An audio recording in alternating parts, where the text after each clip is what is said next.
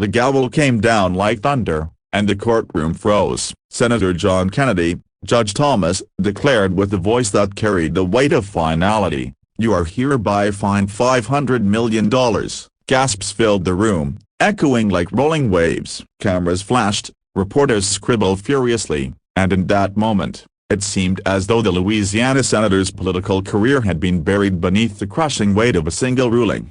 But what nobody knew, not the press, not the spectators, and certainly not Judge Thomas, was that Kennedy wasn't about to fold. He leaned back in his chair, his sharp eyes gleaming with the fire of a man who had been underestimated one too many times. His voice, calm yet cutting, broke the silence. "Well, Your Honor, if it costs $500 million to tell the truth, then I suppose I've gotten off cheap."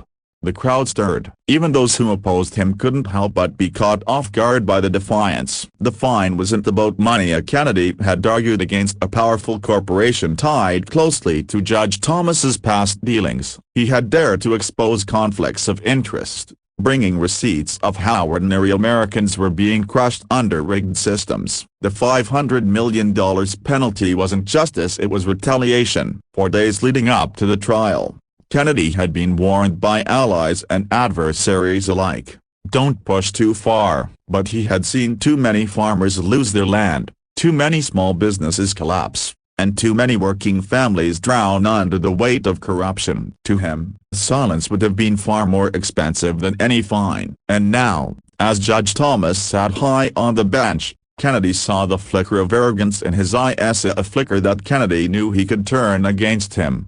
Kennedy stood, adjusting his jacket. "Ladies and gentlemen," he said, addressing not just the court but the gallery packed with everyday citizens, journalists, and jurors, "today isn't about me. It's not about Senator Kennedy's wallet. This is about whether power can buy the silence of the truth. It's about whether one man in a robe can dictate what's right and wrong while the people who suffer the consequences are never heard."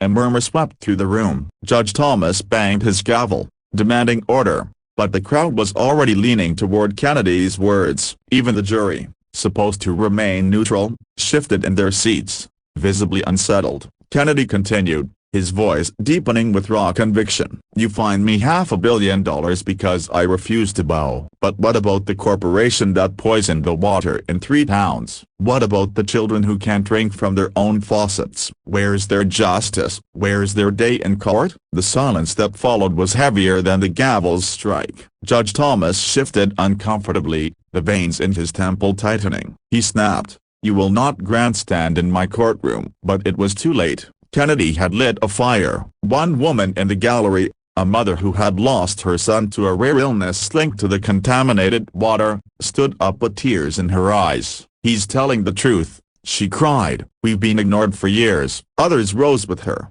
voices breaking the formal silence of the courtroom. Dozens of hands lifted signs and photographs of their loved ones as images of real lives destroyed by the corruption Kennedy had dared to confront. Judge Thomas slammed his gavel again and again, his authority slipping with each strike. "Order. I demand order." Kennedy turned to face him directly. "Your Honor, you can fine me, you can threaten me, but you cannot erase the truth. You want this courtroom to believe I'm the guilty one? Then let them see the evidence. Let them see the ties between your chambers and the corporations I exposed." A hush fell. Kennedy's legal team, previously cautious, slid a thick folder across the defense table. Documents, emails, financial ties that painted a damning picture. Gasps rippled through the audience as reporters scrambled to get photos. Judge Thomas's face flushed crimson. For the first time, the judge looked cornered. His booming voice faltered. "He's a broken bar. This is irrelevant to the charges." Kennedy interrupted, his southern drawl sharper than a blade. "Irrelevant, when justice itself is being auctioned off to the highest bidder. Tell me, Your Honor, who do you serve via justice, or your own bank account?" The courtroom erupted. Even the jurors could no longer conceal their outrage. The prosecutor fumbled to restore order, but the tide had already turned. People weren't just watching a trial anymore, they were witnessing a reckoning. Within hours, news outlets broadcasted the documents nationwide. By the next day, The $500 million fine no longer mattered. What mattered was the exposure of corrupt system, a judge who had betrayed his oath, and a senator who had refused to be bought or silenced.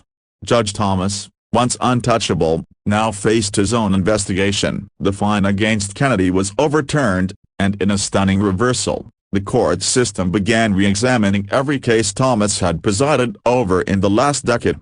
Kennedy didn't celebrate his personal victory. He stood outside the courthouse, surrounded by families who finally felt seen, and told the cameras, "This was never about me winning. It was about the people finally being heard. And if I had to pay every cent of that $500 million to shine a light on corruption, I would have done it without hesitation." The crowd roared, not with the hollow applause of politics, but with the raw sound of hope. He hoped that maybe, just maybe, truth could still triumph over power. The story of that trial spread across the nation, inspiring countless others to stand up, speak out, and refuse to be silenced by money or intimidation. And as Senator Kennedy walked away from the courthouse that day, his career wasn't diminished by the fine, yet it was defined by the courage to turn an entire courtroom against injustice itself. By the end, one truth became clear: power may try to crush the voice of the people, but when that voice is rooted in truth, it cannot be silenced.